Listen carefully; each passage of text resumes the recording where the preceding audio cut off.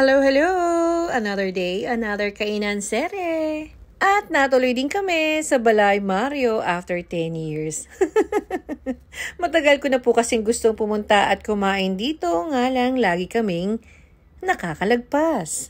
Kaya naman, this time is the best time kasi parang reserve ang place para sa amin. Kita nyo naman, kami lang ang tao. Pero biro, natsyempuhan lang po. A Must Try Filipino Native Restaurant along Santa Rosa, Tagaytay Road, Pasang Langka, Silang, Cavite. Maganda yung place nila. Very homey at very maaliwalas. Gusto nyo mag-unwind with a tasty food? A good cup of coffee? Meron sila niyan. Garden, bahay, kubo, nature ang atake ng kanilang ambience, kaya naman parang bigla ka nag-transport sa probinsya in instant. At busugin naman natin ang ating mga tiyan ng kanilang masarap na crunchy tawilis, bulalong Batangas, kamaron rebosado na talaga namang napakasarap. At syempre, picture muna, pang bonus din yan. At ito na kanilang bulalong Batangas, napakasarap at napakalaki ng karne. Good for sharing ang kanilang servings, 2 to 3 person ay kasyang-kasya na. Pero syempre, depende yon sa inyong mga kasama. Tikman natin.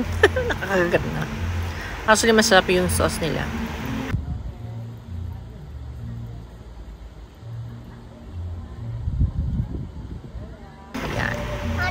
Sarap.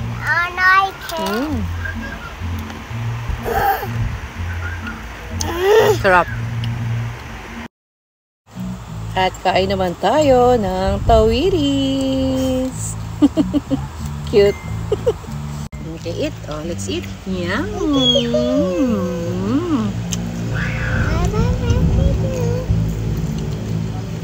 Ito yung isdang kain ulo. Sarap siya. Crunchy. Diba? Enjoy siya sa kamaron. At try naman natin ang bulalo. Beef bulalo po siya.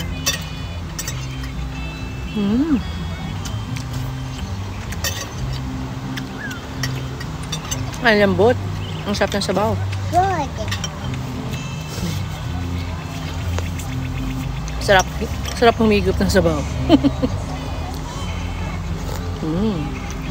At syempre, pagkatapos natin kumain at mabusog, picture-picture din tayo pag may time for remembrance. At kung nakaabot ka sa part na ito, ay maraming salamat po. Please do like, share, click the follow, and thanks for watching. Hanggang sa muli, kain tayo.